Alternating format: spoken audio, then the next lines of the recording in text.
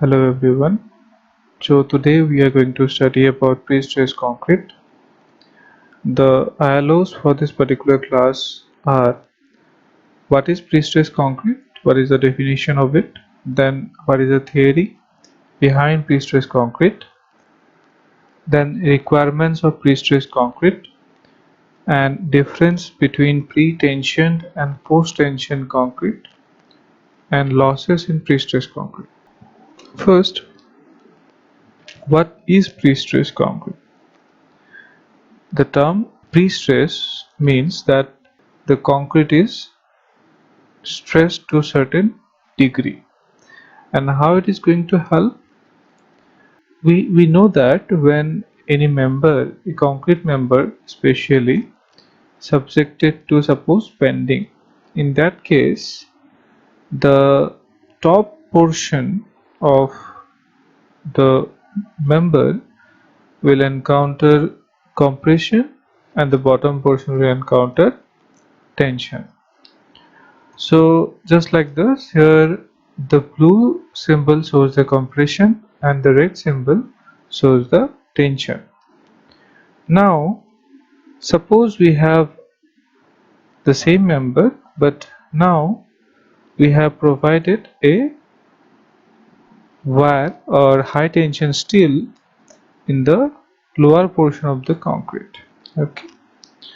Now if we provide or if we pull this particular wire and we lock it in the concrete, what will happen that this particular wire will elongate, and then we will lock it over here, and due to its elastic nature it will try to regain its original shape, and in doing so it will impart a compressive stress into the concrete, which means before loading the stress distribution will change. Now the top portion will be having the tension and the bottom portion will be having the compression. This is because of this wire which is pre-tensioned, okay, which is pre-stressed. So that is why, that means before coming to the load, a initial stress is applied to the concrete, okay, because of which we have this stress distribution where at the top we have tension and the bottom we have compression. Now if we apply load at this particular stage, what will happen? It will counteract each other. That means initially at the top we have tension, and after loading we will be having compression at the top, so tension and compression, it will cancel each other, as well as at the bottom also it will cancel each other, and eventually in the loading case what we'll have, we will have a section which is neutral. That means there is no stress. That means it can take more amount of load. Having the same dimension of the beam, it can take a larger amount of load. Or you can say, if the load is very high, the using pre-stressed concrete we can reduce the dimension of concrete members. Okay, so here a bookish definition is there that this is a type of concrete where certain amount of stress is incorporated before the application of the load. Now let us look into a very nice figure of pre-stressed concrete to explain the pre-stressed concrete. Here you can see this is a suppose bridge over which a heavy truck is moving. So when it is moving, then because of the load we will be having what? Compression at the top and tension at the bottom, right? And if the beam is not sufficient enough, we might have some crack. Okay, now if we provide some reinforcement and we pull it from both the side, what will happen? Some already stresses will develop, already stress we will incorporate before application of the load, and when the load will come, it will just neglect each other, and so the stresses in the member will be very less. Okay, so now see here, initially it is unstressed condition. Okay, when the load deflection is downward direction, when we have a tendon, when it is stressed, so if I pull the tendon in this outward direction, then and we lock it over here, then after that the tendon will try to come to its original shape, and in doing so it will provide or impart some compressive force to the concrete, and as a result it will deflect. A slight deflection you will observe, and at the bottom you will see compression, and at the top you will see tension. And now when load is coming, it will now, and first it has to come to 0, then only after 0 we will get this particular diagram, particular deflection. That means for the same dimension of the beam, we have we can carry a very large amount of loading in case of pre-stressed structure. Now let's go into the theory behind it, or try to find out what is the mathematical formula. Suppose we have initially a particular beam. This is the cross section of the beam where we have provided a tendon over here. This one is tendon, and which is at the distance E. Okay, at the distance E, that is eccentricity from the neutral axis. Now when only load is there, okay, the tendon is suppose not stressed. Okay, tendon is not stressed. In that case, it will just have a normal deflection, something like this. If this is the case, suppose this is the moment applied is m. In that case, what will be the stresses? What is the stress distribution? It will look like something like this. At the top we will be having compression, at bottom we will be having tension, right? So you can see here, it will be just, what is the stress? Stress will be m by z. So this will be m by z. This will be compression at the top and tension at the bottom. The values are m by z. What is m? M is the moment. What is z? Z is the section modulus. Okay, I by y. Section modulus I z is equal to I by y. What is I? I is the moment of inertia. Y is the distance of the fiber from the depth of the neutral axis. Now the tendon. Now suppose the tendon is stressed. Okay, so because of the which we will having a compression at the bottom, and we will be having tension at the top, because it will deflect something like this. So we'll be having tension at the top and compression at the bottom, right? So now thing is, so here you can see that this tendon is not at the center, it is at the distance E, right? So that means if we consider this particular section, we are not only having this compression, which is, suppose this is the stress is P, then the stress on the cross section will be P by A. A is the, suppose the cross section, suppose this area or cross sectional area of this is A. In that case, P by A is the stress that will act. That is okay. But there is another problem that we have. It is that the tendon is not at the center, not at the neutral axis. It is at the distance E. That means along with the force P, another moment will act, and what is the moment value? That will be P into E. This is the moment, P into E. So that means if the tendon is not at the neutral axis, then along with the normal stress we will be having a moment. So, and this moment will try to what? Try to deflect it in the outward direction. Okay, that means the top will be having tension, at the bottom will be having compression. So now you can see the tension is represented as negative, compression is represented positive. So it is m by z, that is pe by z. What is m? M is here pe, p into e. The load, the stress, the force with which the tendons are stressed into the eccentricity, that is Pe by Z. So this is the tension, this is the compression over here, and one overall stress, normal stress, because of this normal force on the tendon, that is P by A. So this two stress distribution diagram we will observe because of the tendon. Okay. Now, if I consider everything, all these three, so this is P by A is for the tendon normal stress, P by Z for this eccentricity. This will not occur if the eccentricity is 0, then it will be 0. But if eccentricity is there, it will come. Then M by Z, this is for the load. This is for the load. Okay, this is for the load. Now, if I add these three, P by A minus P by Z plus M by Z, right? And over here P by A plus Pe by Z minus M by Z. So eventually what we are getting, uh, everything we know that the negative is tension, right? And positive is compression.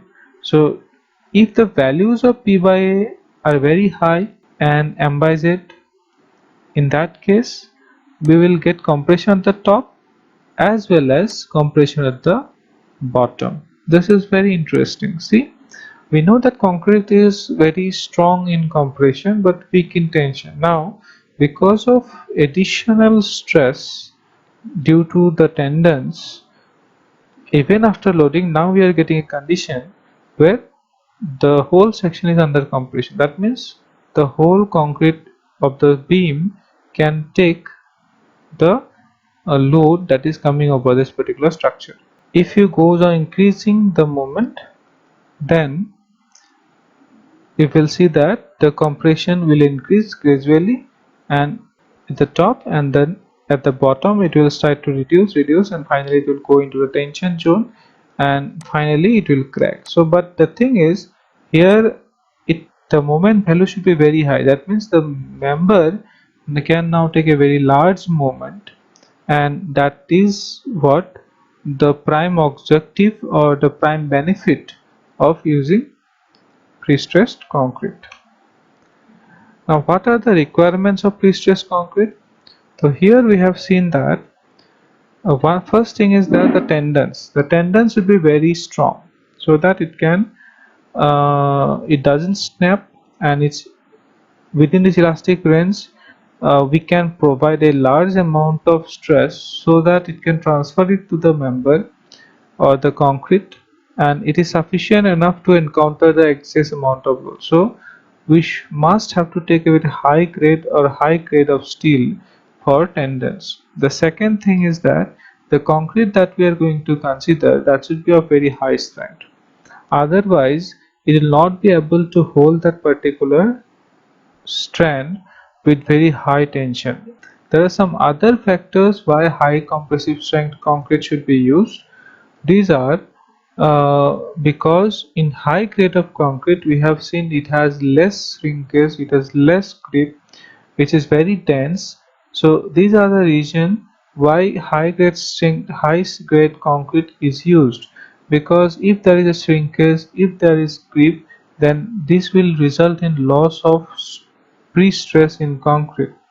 So if we are using a high grade concrete, along with the advantage of holding high strength bars, it also provides less shrinkage and less grip, which is beneficial for pre-stressed. Now if you see here the grade of concrete for pre-tension and post-tension, the minimum is M40 for pre-tension and post-tension is M30. These are as per IS 1343. And high grade of concrete has these advantages, which has less shrinkage, less grip, high tensile strength, and high compressive strength. Now types of pre-stressed concrete, that is pre-tension concrete and post-tension concrete. So you can look into certain videos. I have given the links. You can definitely go and search these videos in the YouTube. So what is pre-tension concrete? That means when before casting the tendons are stressed and then casting is done, that is pre-tensioned. Okay, pre-tension concrete are basically constructed in manufacturing factories where large formworks are prepared and tendons are laid down which are stressed, and then concrete is poured.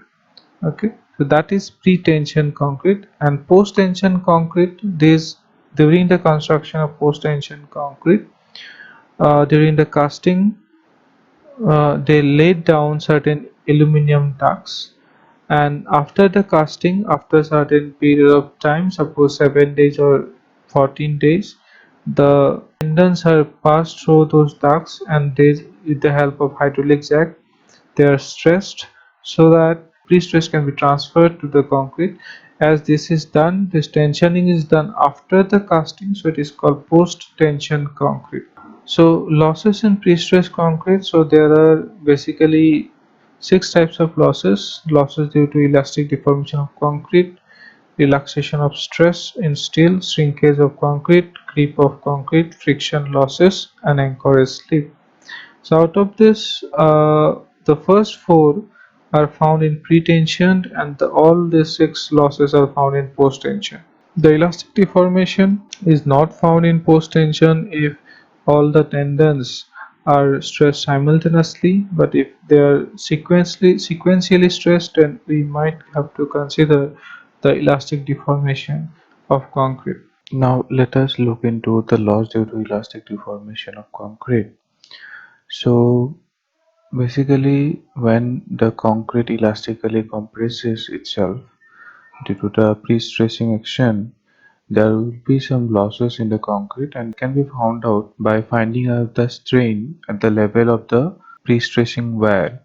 So the loss due to elastic deformation in concrete depends on the modular ratio and the average stress in concrete at the level of the steel. So here you can see that the loss of the equation of finding out the loss of stress in steel is given by ES by EC into FC, where ES is the Young's modulus of elasticity of steel, EC is the Young's modulus of elasticity of concrete, and Fc is the stress in concrete at the level of the pre-stressing wear.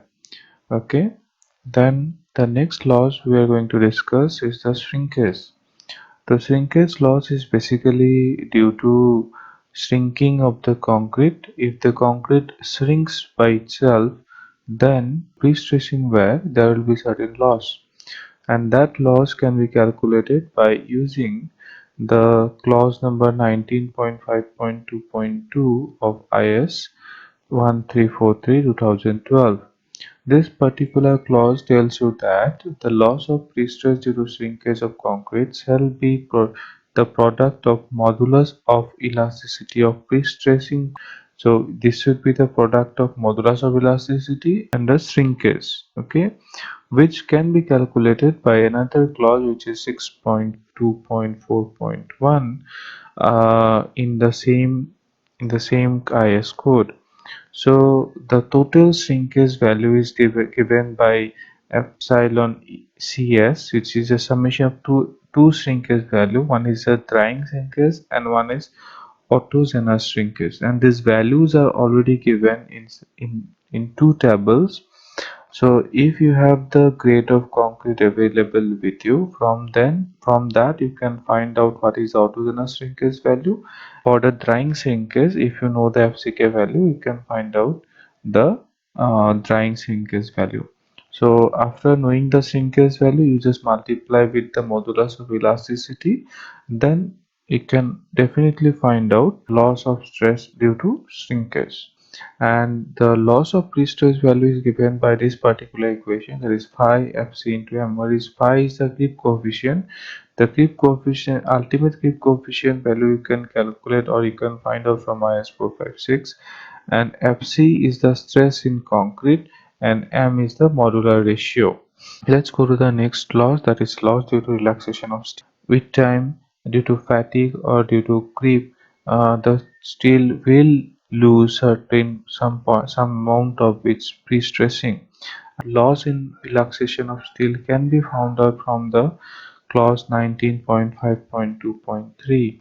Relaxation losses in pre-stressing steel vary with the type of steel. So if the type, it depends upon the type of steel, it depends upon the initial pre-stressing, it depends upon the age of loading, it depends upon the temperature. These are different factors are there which influences the relaxation of steel. So the values of finding out loss due to relaxation of pre-stressing can be found out from this following table. Then loss due to friction. So this loss is very important. This loss is only you can find out in post tension, where post tension concrete we initially put some steel or aluminum duct inside the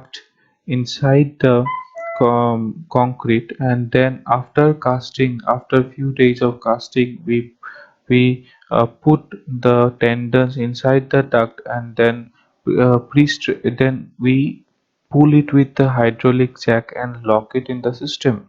Now, while doing so, in most of the examples, you will see that ducts are laid not in a very straight fashion, they are laid in a parabolic fashion. That can be found out from the clause 19.5.2.6, which gives us the equation Px is equal to P naught into e to the power mu alpha plus kx, where Px is the pre-stressing force, the value of pre-stressing force at a distance x from the tensioning end. So suppose this is the figure, you want to find out what is the pre-stressing force at this point, then if this is the distance from the pre-stressing point, that is this is the x, then you can find out what is the pre-stressing force at this location, and that will be p naught. That means what is the initial pre-stressing force that has been given here, that is p naught. And what is alpha? Alpha is the cumulative angle of radian through which the tangent to the cable profile has turned between the 2 points under consideration. Mu is the coefficient of friction in the curve, and k is the coefficient of wave effect. So that means when we pull the tendons, there will be some wave effect in the cable. So cable will have some waving effect, and that is taken care of by the coefficient k. And the values of k and mu are given in the table for different type of duct or sheet, and different type of cables. If this is wire cable and a sheet or duct is bright metal or galvanized or lead coated, in that case what are the k and mu value we can find out. So using this we can find out what is the actual pre-stressing at that particular point, and the difference of p naught minus px, the difference between p naught and px will give you the loss due to pre-stressing, loss due to friction. Now, if we consider the total loss in design, then we can refer to this particular table. Here, the bending of concrete, elastic shortening and bending of concrete, generally around 4% of losses is observed in pre-tensioning, then creep 6%, shrinkage 7%, creep of steel 8%, or it is relaxation of steel. So out of total, around 25% of loss is observed in pre-stressing, and post-tensioning around 20% of loss. And if we are talking about the efficiency, so generally 0.7% or 75% for pre-tensioning and 80% for post-tension members. The efficiency of pre-tension member is 75%, and efficiency for those post-tension member is 80%. So this is for today. You will understand about the losses when we will solve some problem in the next class.